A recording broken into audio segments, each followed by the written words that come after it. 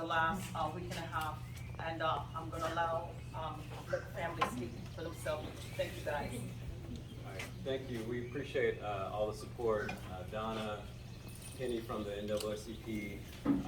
We've had Karen and Kat come through and make a GoFundMe for us to be able to get the right and proper representation. So thank you to them, but just the complete community from across the country. What I wanted to do is have some of the members of our family that basically grew up on this land because we have 100+ year history here.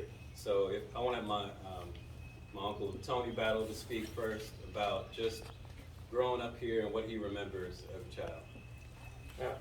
What I remember going back with my grandfather and my grandmother, him having a lot of cornfields, watermelon fields, and things of that sort all over this area, even before all of this was is developed the way it has developed here with the houses and things. I remember back all of that as a little kid, staying at the big house every day while my mom and dad they went to work. All the grandkids, we came and stayed there all day until that afternoon when mom and dad would come there and pick us up. Just to see all these things that are going on now, it's very surprising that everything has changed the way it is and has been written. A lot of the stuff is not written the way it should have been. And hopefully we can get that straightened out. I have another cousin that's right down here, is Hiram. He's older than I am. He grew up here, I think from the age of 12. Nine. Now he's 77, so he can tell you a whole lot more than I can. Go ahead, bro. Go ahead. Okay, my name is Howard Gaither. I came to live with my grandparents at the age of 9. They live by themselves. Now, they didn't live by themselves. Ain't Rosine and ain't Neely lived there too. But I came there to help them with what I could do. It was love and peace in our house. It may be a big house, but if you ain't got love and peace in our house, you ain't got nothing. My grandparents had love and peace. And this is what instilled in me to have love. Love my family. Love my family. I have a picture of the family. My granddaddy at his 50th anniversary, with all his siblings, it's already here, all 13 of them. They had 18 kids. And my granddaddy provided for all his family. Not for one, but two. He wanted all to have equal. That's what he lived for. When my granddaddy died, that didn't happen. That didn't happen. Things changed. It changed. And it hurt. But this to go on, to let the county come in, try to come in and take what our inheritance, our inheritance. My mama's on him, but she didn't get her inheritance because it wasn't done right. But we as black people got to do better than what we do. We don't love one another, we take it. Now I want you to know it wasn't done right. Thank you. Now we have Wesley Lumpkin that would like to share. Yeah. My name is Wesley Lumpkin, and my mother was a Livsey, Sarah, and I grew up on this land. And from early 60s, I was here. I was one of the ones that got a chance to ride with my grandpa on the tractor. And I fed chickens and I chopped wood, and I went to the hen house and got the eggs and fed the hogs and the cows and the horses. But this was one of the lands, this was the land that we would all look forward to coming to and having it and being in and being around. And grew up here, picked up and cleaned up all through the years, farming with the cows or with the animals and all. So this is a promised land for real. And my grandmother, Dorethia Livsey, if you can just Sure. share. Okay, it's so good to have you here. And the cliche that I always use when we have the news media, I tell everybody, if you don't make it over yonder, you can always say that you've been to the promised land. I'm Dorethia Livsey, and I have been married to Thomas Livsey, 67 years in June. Wow. Originally, I came from Beaufort, Georgia. My mother was an entrepreneur in Beaufort at Lattimore Cafe for more than 46 years. But my husband lived in this vicinity, and we lived here for a year after marriage. And then we stayed in what we call the big house, which now they're making the museum out of. Then we moved to Chicago for 9 years and returned back here. And since returning, a lot of things has happened. To tell you the truth, I fought because I didn't want to leave Chicago. After I had gotten acclimated and good jobs and all that. And when we came back here in '66, things were not like you see today. The Norris State wasn't paid. We didn't have the 4-lane highways. My husband, Thomas Livsey, we started the business right on the corner there, known as the Promised Land grocery store. And that brought back the history about the Promised Land, even though it is in the libraries, but it made it more relevant about the Promised Land. And tell you briefly about that. The original owner came over from Ireland in the 1800s. His name was Thomas McGuire. Settled here. I don't remember how many acres he had. You remember? 1,000+ acres. He had slaves. This was his heaven. I mean, they did everything. They farmed and cattle and made saddles, and things were going real well until Sherman came through here with the Civil War, and they had to hide out in the woods for 2 weeks because they destroyed everything that was in view. But no one has figured out to this day how that big house over there escaped it. Okay, and what's the lady's name who came out here? Margaret Mitchell. Yeah, Margaret Mitchell came out here. I think her book was inspired by the Promised Land. Okay, and the big house in the slavery days was used for a courthouse, and just everything happened right here at the big house. And so in 1920, my in-laws bought this house. And it was blood, sweat, and tears, like Howard Dave and all of them have said. They all worked very hard. My father-in-law not only farmed, he had a job on the railroad. And I don't know how many families purchased that house between the McGuires and Robert Livsey and Moena Livsey. That was my father-in-law and my mother-in-law. And they had 18 children, 13 lived. And they always had high self-esteem, taught the kids to work hard, to get an education, even though they had difficult times. They had to walk 7 miles to the school in Lithonia there to get an education. And I think I remember during the time of like cotton picking time, they had to miss out of school. But yet they all were determined.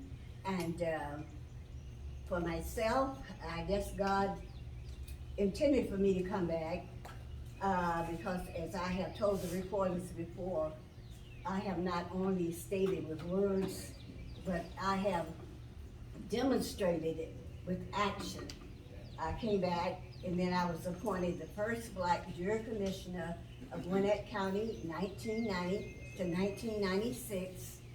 And a week later, I was appointed to the Human Relations Commission by the NAACP, which I volunteered 24 years. Then later on, Judge Jackson called me back to serve again as jury commissioner, where I served another 6 years, which I did get a stipend for that.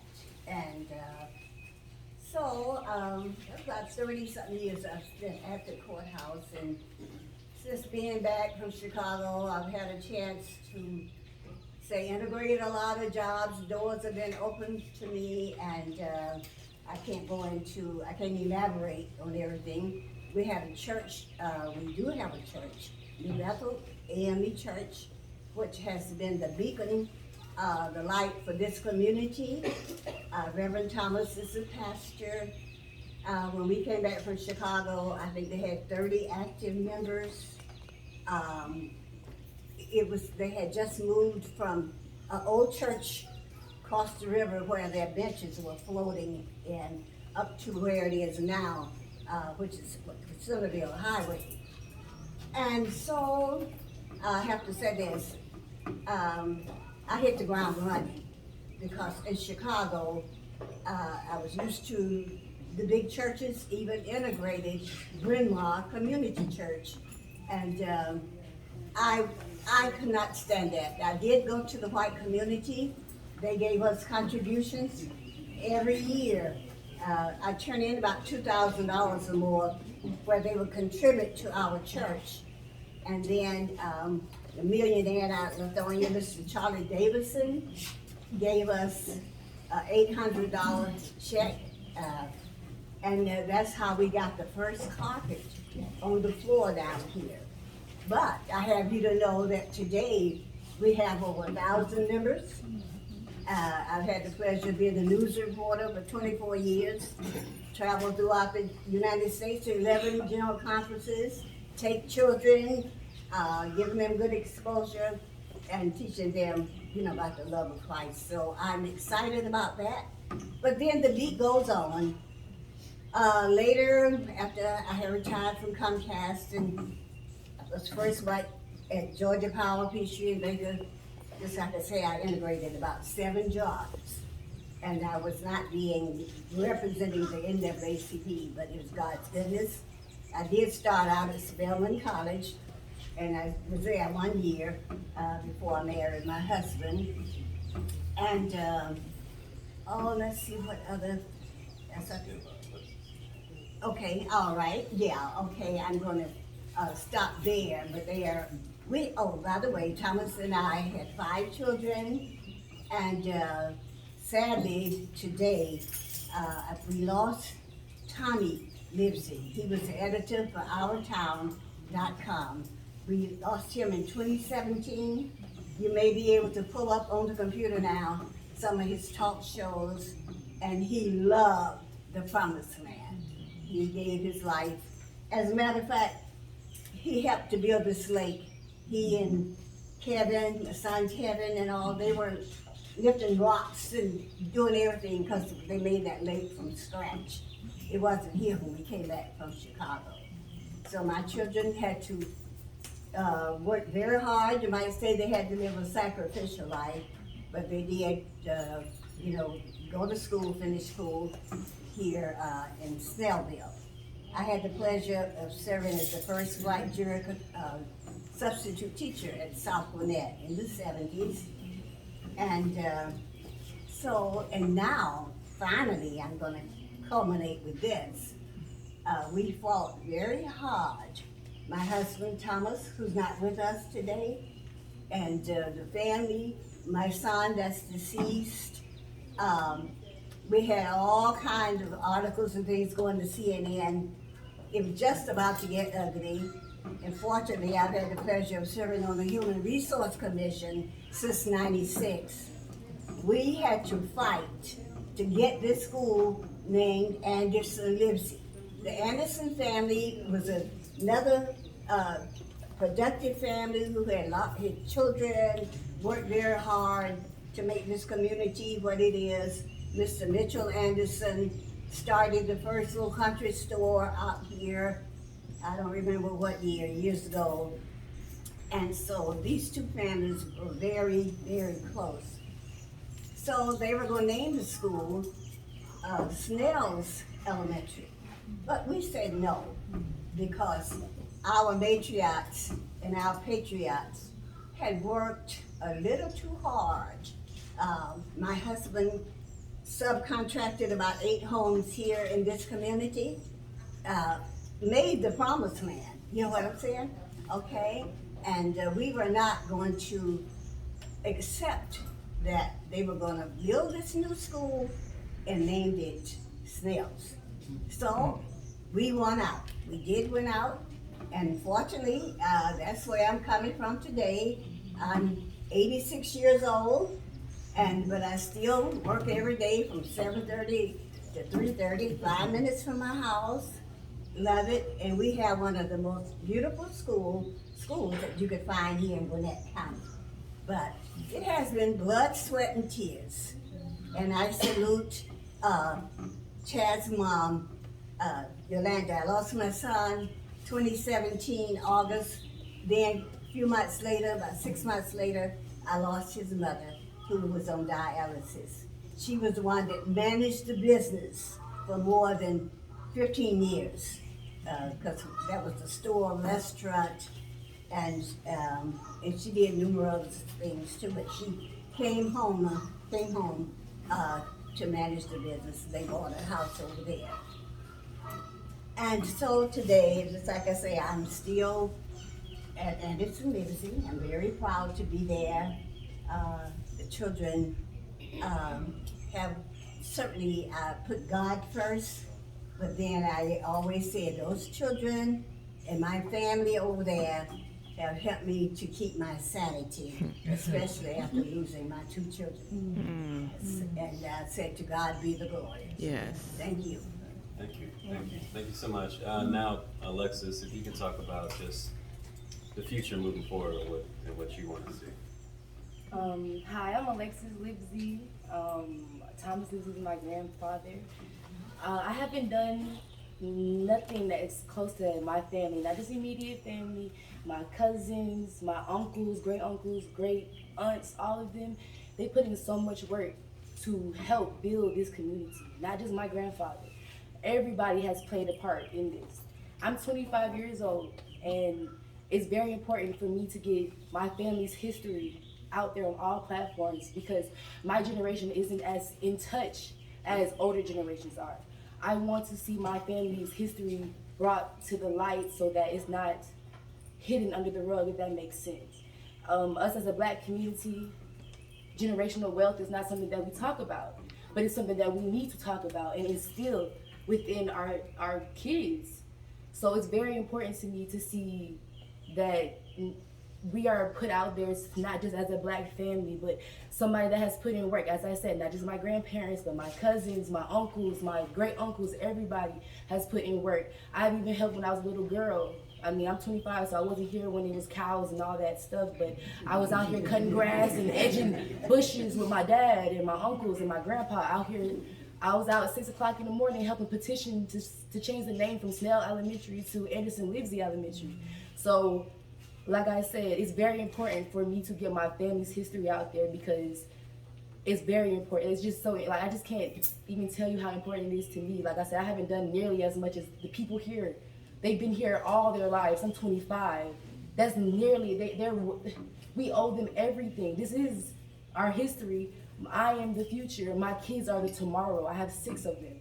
I have plenty of nieces and nephews out here. They are our tomorrow. And if we just let this go, we have nothing to stand for. So I just want to see us as a community, us as a family in a whole, help preserve this the best way we can.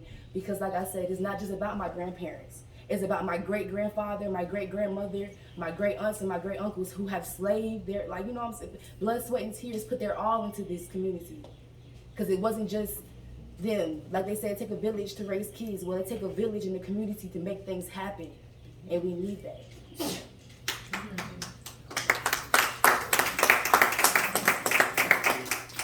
So yeah, just again, thank you to everyone that showed support, to the media, Atlanta News First. Thank you so much to Loving Alive, the AJC, definitely. CW69, just everybody that came through, WAOK, and Gwinnett Post, definitely, yeah. Chair, can I ask a question? Of course, go ahead. What are we gonna do for the future? We talked about the past. Mm-hmm. How can we make our communication with the county so we won't have to go through this again? Cause we need the county. Yeah, We need the county. So Yeah. what are we doing for the future? What are we looking at for the future?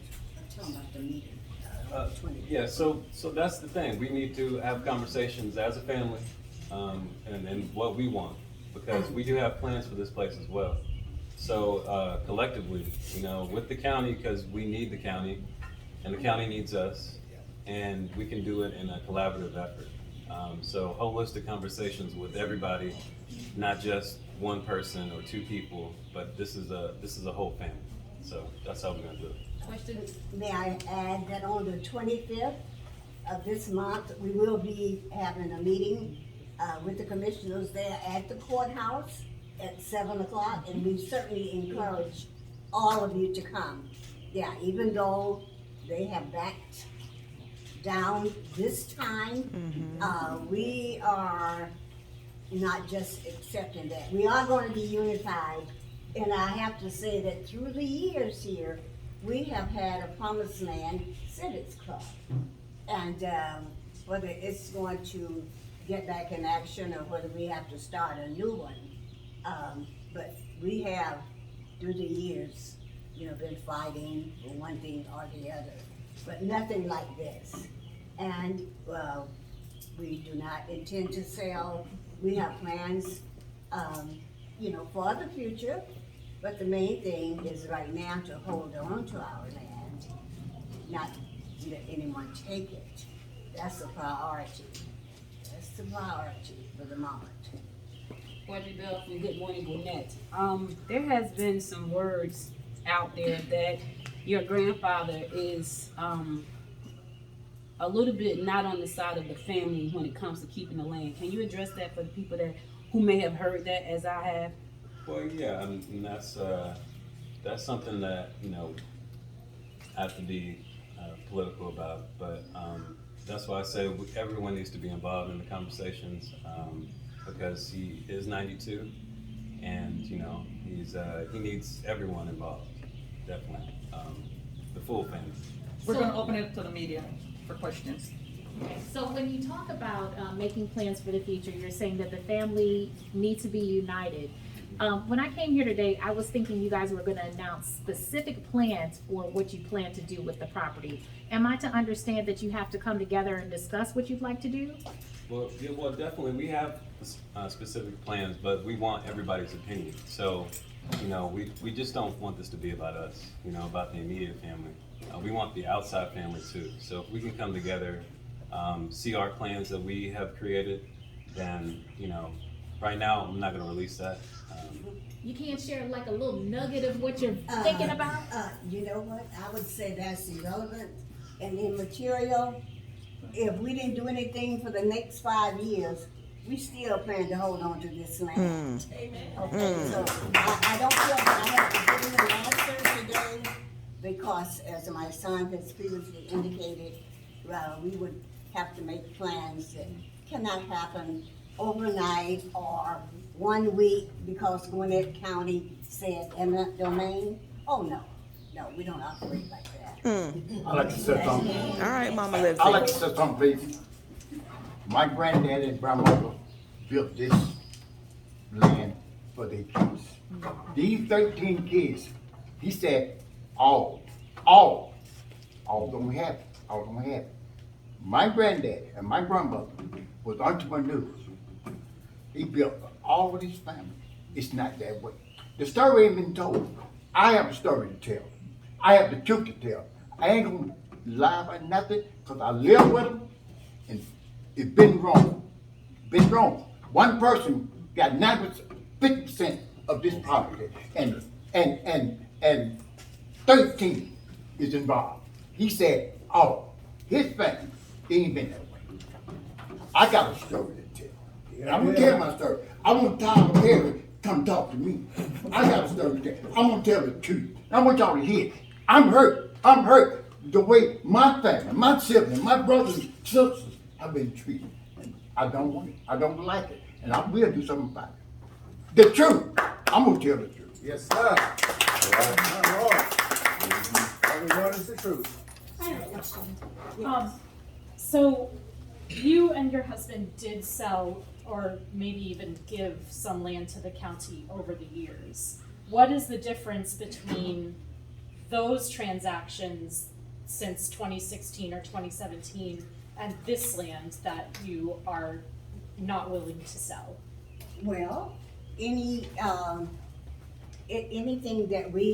decision that we had made, say in 2016, well, we had agreed, and the big house over here, which is gonna be the museum, my sister-in-law, Rosina Thompson, willed that to the girls. So there are some things that need to be, understood in the family here. And the girls made the decision that they wanted to sell that house because it was deteriorating and needed a lot of repair and what have you. And then later on, they needed a little more like land. And my husband and I we thought that was a good time to sell because we needed money too. You know what I mean? You have to pay all these taxes and it's been a journey. But we didn't give them that land. They bought it. They bought it from us. That's because we wanted to sell.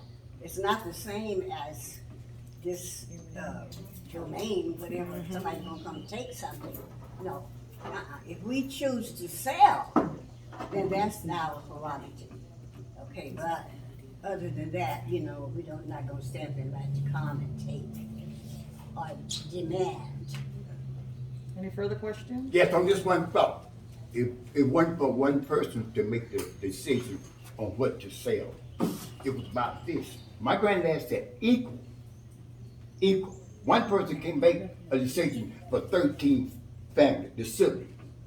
Strong. I have to not to start a family argument here, but when we came back from Chicago, they more or less had my husband, I guess you might say, in charge, and we had inherited 18 acres of land. That's how we built the store, the home, and sold to all the others, going up where he lives. But it all began with an inheritance because he was in charge. Okay. I have a question for Chad and Alexis. How has this process affected you and your family? I honestly have to say it's been, the intimate domain has caused stress on me because I live on the property actually with my 6 kids. So to know that they were just gonna come take where me and my kids lay our head and not,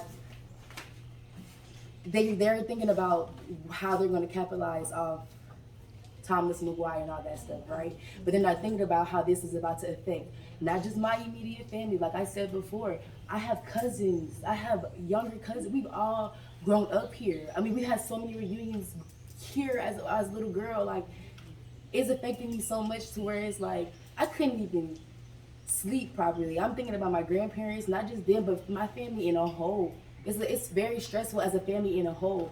Yes, we have our ups and downs. We're not always going to agree on certain things and what's said and what's not being said. But at the end of the day, if this all means something to us, and when I say us, I mean a family in whole, everybody, not just immediate, then we all fight for it. We all stick up for it. We all say something. If this means so much to everybody as it's being said, it doesn't matter who has what, who has this. If it's our family, if it means something so much to our family, we're going to step up, we're going to speak up, and we're going to speak out, and we're going to show out, and we're going to step up for our land. We're not going to just let somebody come take it from us. So it has caused a lot of stress, but it also brought me to the light to see that family is all you have at the end of the day, and we need to reunite as one. All right, man. Yeah, I mean, it's been stressful. I haven't been sleeping that well either, but I do have toddlers, so I mean, it's not all that. When stress is applied, things get fractured, arguments happen. Like I said, we don't always get along, and that's apparent here today. So, yeah, it's been stressful. It has, but we are grateful, and we're glad that they decided not to move forward. I have a question for Dorethia. So when they bought the property, the big house property from you guys in 2016, early 2017?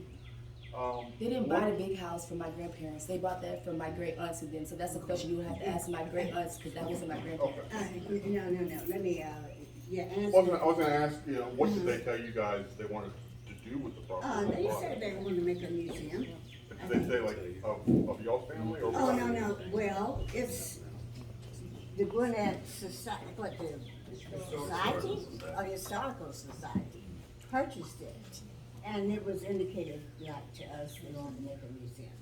Okay. That was pleasing, because a lot of history, can be preserved, once we get the library. Because they had told me some over the years, when I'd asked, they didn't want to replicate the Yellow River post office property, but if you look at the plans that Commissioner Koo put out last week or 2 weeks ago, it looked like that's what they were gonna do, was recreate what they were already doing up there. So I don't know if they told you guys which part of the history they wanted to focus more I on. talked to the attorney over that big house sale, and she said that they were told that it was gonna be honoring our family too. It was in writing. It was in writing. It was put in writing, yes, absolutely. Thank you. I have a question that's similar to that. That map that Kurt referred to, that's been all over the internet and y'all have shared it, that's dated 2018, and it assumes that they will buy these two properties from your family and put stuff there as a part of the park. They've also said that they've been negotiating with Mr. Thomas at least since 2019. So do you know whether the family was, or he at least was more amenable to selling that land and the positions changed over the years, or just why did the county think that they were gonna have that when you guys are so adamantly against it now? I mean, they have been negotiating with them, definitely. Yeah. And he's, like he works with the county, he's been, we've been here for a long time, so he always talks to the commissioners and, was most likely trying to get the best, to see what they were offering. But he's always intended, told us that he didn't want to sell this place. This is on, gonna be family land, so, and remain that. So Chad, is there ever a number? Cause they say everybody has a number. Is there ever a number? I don't have a number. No. It could never be a number. Nothing buy us out. This is a family land. It's more than money. Like I've said it way before. This is more than money. This is our life. This is our livelihood. This is our family. This is more than money. You can't put a price on love and family and history. It's deeper than that. Way deeper than that. Can you talk about how much they've reached out to you guys to even record the family history? Because I know, Chad, you've talked to me about some of the stuff that you've heard indicated they didn't do much. There's not much, and that's from talking to the historian. There's not, and from what I was told, there's not the resources to come down and get that either. So I'm not sure. That's a Gwinnett County question. So in order to get more history, I think since the press is here, I do recommend, you see these lovely faces at this table. Guess what? There's some out there too. Oh, yeah. So reach out to them. We've got history, and we can give it to you. We can give it to you. Whatever you need, we're rich in history. I commend my Uncle Thomas and Dorethia and their family for wanting to preserve the lake and their property. We wanted to do the same for the big house. It was written that the legacy would be preserved there. Nothing has been done. So my faith is not with the county. The county hasn't done anything since it's been sitting. We've been to meetings, nothing has happened. What makes them think that we're gonna trust them with this if they hadn't done anything there? Okay, so ask the family. There's so many of us. Walk around. My mom, my aunt, my cousin Haley. I played in the yard at the big house. I've slept on my Aunt Snoop's bed taking naps. We had junk food parties on the front steps of the big house. Ask the family. We want it to be used right. We want it to be preserved, and it's just not happening. So I don't trust the county, no matter what he says. When I saw the plans, I was appalled. get your name? My name is Jennifer Moody. My grandmother is Lily Mae Livsey Lyons, and she was the daughter of Robert and Moena Livsey. How many acres do you still own on the promised land besides these 10 that the dispute is over? We can't answer that one. Well, Tony owns land here, David owns land, there's. Just about everybody owns a piece of land that together is the promised land. I just can't. Well, because Mr. Robert had thought 100, so is it pretty much 100 minus whatever's been sold to the? 100 plus, 100 100 plus. 100 plus, yeah, so I would say it's close to that, but. It's hard to say. Yeah. Do that or do that. Any additional question for the family? If not, I want to thank you guys for coming out and, again, you see this beautiful land, and it is it's always going to be about legacy and about preservation and making sure history is recorded as it should, as we will make sure history gets recorded as it should. But I think it's important right now, the immediate thing is to make sure this land stays in to the family. I think the most goal they wanted from the county was to revitalize this land, and that was not going to happen if you're going to put an eminent domain on it. And the concern is that gentrification would be the next step, and that is a concern. So I want to thank you all for coming out today to beautiful Snellville. Doesn't always get the prop it needs to, because it is a beautiful place and beautiful people live here, and beautiful people live on the promised land. Thank you guys.